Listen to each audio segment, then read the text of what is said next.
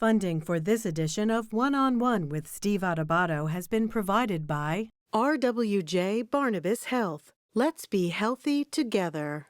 The Turrell Fund, a foundation serving children. New Jersey Sharing Network. The New Jersey Economic Development Authority. Kane University, where Cougars climb higher. New Jersey's Clean Energy Program, lighting the way to a clean energy future. Operating Engineers, Local 825. Eastern Atlantic States Regional Council of Carpenters. And by IBEW Local 102, lighting the path, leading the way. Promotional support provided by Meadowlands Chamber, building connections, driving business growth. And by Insider NJ. This is One-on-One. I'm an equal American just like you are. The way we change presidents in this country is by voting. A quartet is already a John. It's just the new John. January 6th was not some sort of violent, crazy outlier. I don't care how good you are or how good you think you are, there is always something to learn. I mean, what other country sends comedians over to embedded military to make them feel better? People call me because they feel nobody's paying attention. It's not all about memorizing and getting information. It's what you do with that information. Start talking right now. That's a good question. High five. Hi, everyone. Steve Adubato. We continue celebrating the 30th, yeah, that's right, the 30th anniversary of our programming, and which means you've been on the air for a long time. All kinds of interviews that we've done over the years. This next group of interviews are with public officials, government officials, elected officials. Yes, we ask tough questions, but we're always civil. We're always trying to understand the impact government officials have, elected officials have. And when we think they're not being totally honest, we press them a little harder. Let's look at 30 years of public officials.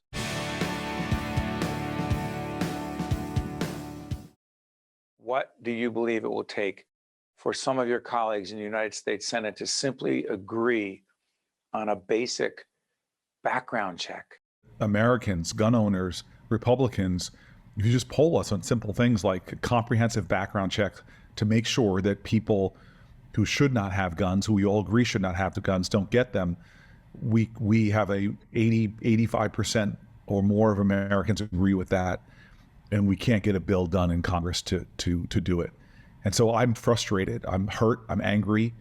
I'm just in disbelief that we are a nation that tolerates now such high levels of carnage, where the number one killer of our children is gun violence. In fact, guns kill more kids than AIDS, than opioids, than influenza, asthma attacks, all of that combined. The most significant challenge facing the nursing profession today is? Right now, the biggest challenge, I believe, is we have a tremendous shortage of nurses. And having this tremendous shortage of nurses impacts the ability to deliver care because we simply don't have enough nurses. I think COVID had an impact on it. People who were, nearing retirement decided that it was time to retire. People were stressed out because of COVID, and young people aren't entering the profession. The other problem we have, Steve, is that we probably don't have enough slots for a professional nursing education in the state, which is an issue. Most frustrating part of being governor?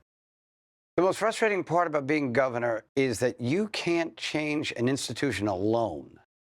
And I came into office with a staff comprised of Pataki holdovers, Spitzer staff persons who were very upset about his leaving office and sometimes just couldn't decide whether they wanted to be there or not, and a few people that I brought.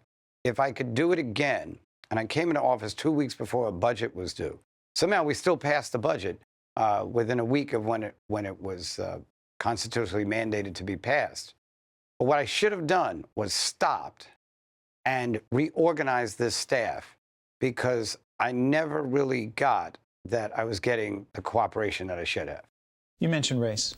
You and I have had this discussion on and off the air for at least 10 years now. Mm-hmm. Where are we today, and is that place any better than when we were 5 years ago? It is better exponentially than we were 5 years ago, 20 years ago, 30 years ago. But it's because the economics has, the economic conditions have changed such that a lot of us have been able to access. Us being? People of color. We've been able to access wealth, and so some of us have individually made it. But the question of race itself is just as bad as far as I'm concerned as it was 30, 40 years ago, because we've not been able to go beyond the economic question in race. We've not been able to, you know, we set up barriers for each other. Whites set up barriers that make it impossible to speak to blacks and other people of color. People of color set up barriers that make it impossible for whites to feel comfortable. Instead of trying to actually engage in conversations, we actually shout at each other. We don't try to listen to each other. We don't try to feel each other's pain in those conversations. And so I see things just as bad from the individual perspective, from the perspective of where we should be as a nation. But to say that things haven't improved, I mean, my God, I'm a living example of how this country works. Fentanyl is one of the biggest risks to our kids right now. People don't understand that a large portion of fentanyl now is being put into counterfeit pills. So people think, it's not heroin, it's not cocaine, it's not this, it's not that, and think that they're getting a Valium or an Ativan or something like that on college campuses. 70% of those pills are counterfeit. They're being manufactured in China, coming up through Mexico. Our border is completely open. And many, if not most of those pills contain a lethal dosage of fentanyl. And in just a few minutes, we're going to show the iconic, for all the wrong reasons, photos of you cleaning up the rotunda floor after the riots, the insurrection of January 6th. But we're also going to show some video just to remind people. People say, I've seen it enough. Have you? I'm not sure. Describe what was going on that day for you, what you saw, what you felt. It's as we were talking, I come from a national security background. I had the chance to work in Afghanistan and in Iraq, and I've been in lockdown situations and shelter-in-place situations before, but just never imagined in my wildest dreams that we would have anything remotely like that at the United States Capitol. To have a situation, I remember, when I was here hiding away, trying to figure out what was going on. I received an email from the Capitol Police describing the situation, and what they described was, that we should not be going anywhere near the Capitol building. It said because we have lost control over the building, and it was just such a surreal moment to understand what they were saying there. That for a period of time we have lost control over the United States Capitol building. That the United States government did not have control over this most sacred of the buildings. And that's what happened on that day. It's not something that we should ever forget. You understand this not just as a senator, as a teacher, as a mother.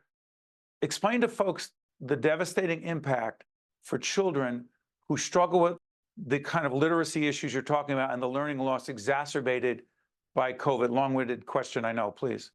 No, it's very simple. From the womb, or 0 to 3rd grade, you learn to read. Identification of letters, sounds, putting things together in context. From 3rd grade and beyond, just you and I, even today, when you're prepping for your interviews, you're reading to learn. If you just, from a common sense approach, look at that and say, from 0 to 3rd grade, you learn to read. From 3rd grade and beyond, you read to learn. What happens to that child who doesn't have the infrastructure and the foundation to read to learn? They're destined to an obstacle, an academic career lifespan that will be filled with obstacles, because everything transitions. Math begins to present itself in reading context with word problems. Science, everything is based on the science of reading and fundamentally secured in that. So if we're socially promoting students who are not prepared to move on, then we are complicit in a behavior of creating a pipeline of next generation that will not be looking to meet and reach STEM, jobs that are available, but perhaps, going down pathways that we don't even want to talk about. You jumped into this race. It wasn't part of your plan. You were up at Harvard, I think, at the time. Right. Teaching. You were outspent like 11-1 plus in the U.S. Senate race. John Corzine, you almost win it, and you say, all right, I'm getting away for a while. And then you get a call because acting governor and Senate President Don DeFrancesco drops out of the race. You remember when you got the call, the moment you got the call? I was at Harvard at a faculty reception, and my cell phone rang, and it was the governor's chief of staff, and he said, hold on a moment for Governor DeFrancesco. Yeah, I'll never forget that moment. Did you have any doubt in your mind that you were going to do it?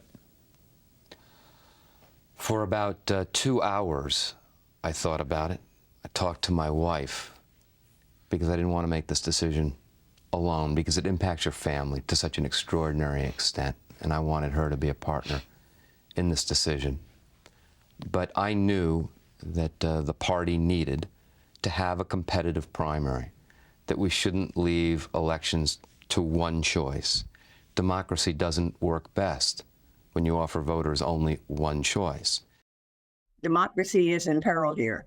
We see what's happening on the other side. I know this is not, Republicans versus Democrats, but Donald Trump et al. Have made this an issue of a contrast that says, do you support democracy? Do you support equality of opportunity? Do you support the rule of law? Or do you support autocracy and greed and corruption? So I am telling you that what's on the ballot is what you can teach your children at school, whether or not libraries are going to have the books that they need, whether or not women are going to have access to the freedom of their healthcare decisions, whether or not there's going to be environmental justice investments into communities, whether or not there's going to be serious climate change recognition and investments for the whole country and the whole world. Is it as hard to talk honestly about racism as it appears to me to be? Absolutely, Steve. It is a difficult conversation. And, being an African American, I think we need to have honest conversations amongst ourselves, because we are racist too. What do you mean by that? That African Americans also hold stereotypical view of Caucasians, of Asians, of people that come from African nations, people that come from Caribbean nations. I think racism is broader than just Black versus white in the United States. I think our state is in a fiscal crisis, and that really difficult, horrendous decisions have to be made because of all the bad choices that have led to this point. Just bad choices. Horrendous choices. I mean, look, giving employees an 11% raise at a time when we had... You mean public employee unions? Of course. But, you can't have both. You can't spend that kind of money and then argue on the other side when we run out of money that we need to keep spending. And I think that's the problem. That's why New Jersey is in an absolute fiscal turmoil right now. New Jersey Transit is in trouble financially, on a fiscal cliff, if you will, potentially about to fall off, which would be devastating for commuters across this state and the region. Why shouldn't we have this corporate business tax for companies that are making $10 million or more, Senator? Same answer. This is really a situation where people go, well, why wouldn't you want to tax corporations? It doesn't really affect you.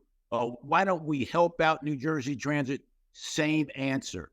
If you're going to spend money and you're going to increase budgets by billions of dollars, by 11 or 12%, and then you come to me and go, okay, now let's raise these other taxes. I say, well, wait a minute now. Why did we spend all this other money on, we'll call them Christmas tree items or pork items, and now all of a sudden you come to me and you go, oh, by the way, don't you support New Jersey Transit? I do. But I also support smart budgeting in the last 4 or 5 years so you can limit the impact on corporations. You can limit the impact on people driving cars. It's not a question as to what to do now. It's a question is, what have you done in the last 5 years? I think we should all be very cognizant of the people across this country who don't believe in our democracy. Mitt Romney in a recent article laid out what he sees as people who don't share these values and don't believe in the Constitution. And I think we should all be very concerned about that and ensuring that we vote for people who care about this country. And when they take that oath to the Constitution, they do, as we say in our military oath, they do so freely and without any mental reservations or purposes of evasion. To watch more One-on-One with Steve Adubato, find us online and follow us on social media. We talked to more government officials, more specifically governors. It's said that New Jersey has the most, quote, powerful governorship in the nation based on the 1947 Constitution. Yes, they're powerful, but you also have to challenge them, ask them tough questions, and get them to be as candid and honest as possible. Democrats, Republicans. I've gotten more governors over the years peeved at me than I care to count.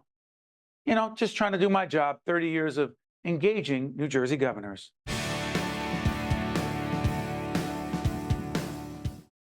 Let's talk budget. Your favorite topic. It's coming up again. Looks like there's a $1 billion deficit, if not more again. Boy, you are optimistic today. You have argued that it was wrong to cut the budget the way the Republicans tried to do last year. You felt it was irresponsible. You were not alone in that. You obviously do not. Well, I have new allies. The Republicans are now trying to restore all the money that they took out of the budget. I mean, a big rally yesterday, they promised $10 million, where they're going to get it from, I'm not sure, to go and restore the general assistance programs. NJN, they promised to restore the money, and I'm more than happy as soon as someone walks through the door with the money. So what are the Republicans, coming around now to seeing what they didn't see before? They understand now that the things they did last year were not responsible. And in some respects, they didn't fully understand the dimensions of the reductions. I mean, you go and you eliminate medication for AIDS patients. People are going to get hurt. You've got to have some apprehensions about the consequences of that. Your relationship with the media, final question. How would you describe it? I think it's been honest. You know, on my end, I tell them exactly what I think. Adversarial? At times. At times, really friendly. I mean, you know, you saw before we started the show, David Cruz came in. You know, David and I have a really good relationship, and there have been times I've really let him have it. And other times where he's asked me really awful questions. We've seen it on the air. We've seen both ends. So, by the way, to be clear, you've done the same thing with me. Right. So here's the thing. I think your job as governor is to be available and to be direct and to not take crap from them. What? Yeah. Our job is to, hold on, respectfully, Governor, our job is to give you crap, no? Yeah, and I don't have to take it. How mad were people at you when you led the effort to institute the first income tax in the history of the state of New Jersey? The day that the first deduction came from your payroll for the New Jersey state tax was the day that we opened the Meadowlands. And if I had gone there by myself, I would have gotten killed. You're not joking. You're not doing shtick right now. No. They hate it. Did you care that lots? Oh yeah, you always want to be loved. See? But if you wanted to be loved, why did you lead the effort to institute the income tax? More than that, you want to accomplish. I mean, you're going to spend 8 years in the governor's office, and you want to leave without accomplishing anything. What a waste of light, of waste of the people's trust. Governor, let's define the term education reform gets thrown around a lot. Be precise and specific. What does it mean to you? Education reform means creating schools in this country which will enable us to compete with the rest of the world, will enable your children, my children, our grandkids to get jobs and to have the kind of prosperity and good life that we've had in our generation, expand it to the next. Right now, if our schools aren't doing it, if our schools aren't educating kids to compete with the rest of the world, this country and those of us who live in it are not going to have the standard of living we do now. And the schools are it. If we have to educate students up to world standards. Governor, over the next year, at least, you're going to be focused on a few areas. And again, to me, this is not political. When you talk about this issue of depression, I mean, as a legislator, you spent a lot of time examining and fighting for the rights of those who are mentally ill.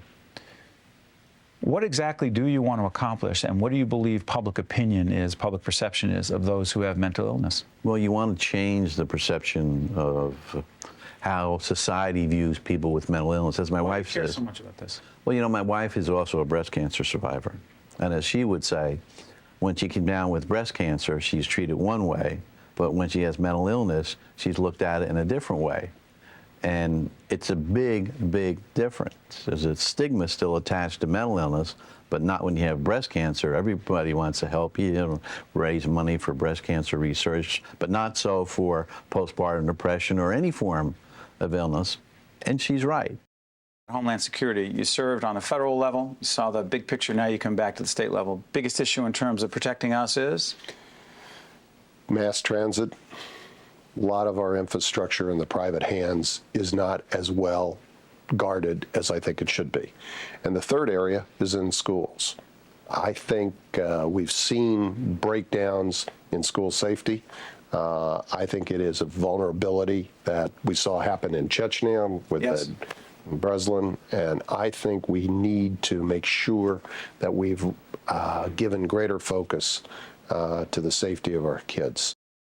How optimistic are you about the big picture situation, the war in Afghanistan, our resolve, not just in New Jersey and New York metropolitan area, but in this country to deal with what is ahead? How optimistic are you, confident are you about us dealing with these incredibly difficult, uncertain times? Well, I'm very optimistic, and I'm very optimistic because, and I'm more optimistic now than I was before September 11th, because I've seen the reaction and anger to what happened on September 11th from people literally all over the world, but particularly all over the country and all over New Jersey, and the outpouring of love, of help, of blood, of comfort, of prayers, of every single thing that people can do from Cape May to High Point in New Jersey, they will do. People call and called and called and want to know, what can we do to help? I think that that attitude prevails unbelievably. You see it you might see it at a Yankee game, you see it in church, you see it in schools. The attitude is very positive, and I don't think that's going to change. Want to talk about addiction? Sure. What's the problem? Governor Christie was kind enough to put me on this opiate task force. We have a crisis. People comfortable in suburban New Jersey thought it was happened in urban areas, code word for African American and Latino. And then all of a sudden, people woke up to the fact that due to prescription drugs, whether it's OxyContin or Percocet, we have this ravage that's now impacting suburban communities. When you tweeted that, quote, Hitler has nothing on Trump, and then took that quote down, but then never said, I want to change the spirit of that tweet, I'm confused. Now, I put it up to be a shock value, to get people's attention, and then I took it down so we could engage in the further conversation. Why would I say something like that? Yeah, why? Look at what's happening. Look at the way, if you do some comparisons between the 1920s and 30s and the rhetoric then and the rhetoric we're hearing now, again, this idea of it's a certain group that's doing it all to you. You'll be all fine if we'd never have any Mexicans.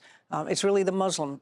Any Muslim is terrible. Or it's the bad. deep state. Or, yeah, exactly, the deep state. He's undermining confidence in everything. And he has said, don't believe what you see, don't believe what you hear, believe me. Governor, let's start with the most pressing issue of our time on many levels, so many aspects to COVID-19. What has been the biggest lesson you have learned to date as we tape this program on the 23rd of September, 19 months in, the biggest lesson about leadership and, frankly, about being governor? Yeah, again, it's good to be with you. And the loss in New Jersey has been overwhelming, over 27,000 losses of life, an awful first wave, a tough second wave. We're still in the fight as we sit here. It's not as bad as it was by a long shot, but it's not as good as it was a few months ago. I wouldn't trade our hand with any other American state as I sit here in terms of the level of vaccination. We're among the most vaccinated. We've got the smallest number of ICU beds occupied by COVID patients of any state in America. Those are good facts, as tough as it still is. I think the biggest lesson of leadership, Steve, is to get a balance right. And I've said this before, but Churchill, early World War II, when the Germans had overrun the continent and the Americans were not yet in the war, if I could channel a fingernail of Churchill, it would be balancing, telling folks the absolute truth, even if that truth really hurts, make sure that they understand the facts, but at the same time, giving them a realistic path forward of hope, of optimism. If we do X and Y together, this is the path that will get us out of this really dark spot in this dark moment.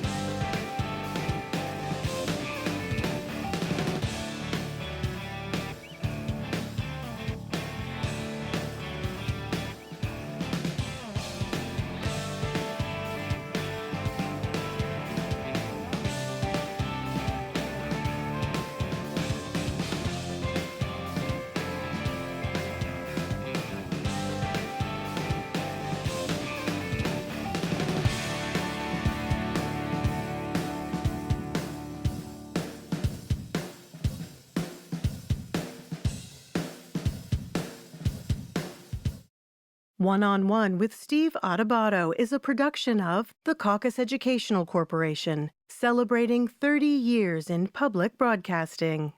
Funding has been provided by RWJ Barnabas Health. Let's be healthy together. The Turrell Fund, a foundation serving children. New Jersey Sharing Network, the New Jersey Economic Development Authority, Kane University, New Jersey's Clean Energy Program, Operating Engineers, Local 825. Eastern Atlantic States Regional Council of Carpenters, IBEW Local 102, and by these public-spirited organizations, individuals, and associations committed to informing New Jersey citizens about the important issues facing the Garden State. Promotional support provided by Meadowlands Chamber and by Insider NJ. I'm Tim Sullivan, CEO of the New Jersey Economic Development Authority. Since joining the NJEDA, I've been struck by the incredible assets and resources that New Jersey has to offer. The NJEDA is working every day to grow New Jersey's economy in a way that maximizes the values of those assets to benefit every single New Jersey resident. This includes more support for small businesses and a focus on reclaiming New Jersey's position as a leader in the innovation economy. Visit njeda.com to learn more about how NJEDA is building a stronger and fairer New Jersey economy.